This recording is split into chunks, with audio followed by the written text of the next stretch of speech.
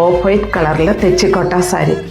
തെച്ചിക്കോട്ട ഞാൻ ഒത്തിരി വീഡിയോസ് ചെയ്തു, പല മോഡലുകൾ. അപ്പോൾ ക്രിസ്മസൊക്കെ വരുമല്ലേ, അപ്പോൾ നമുക്കൊരു പുതിയൊരു ഐറ്റം വേണമെന്ന് തോന്നി.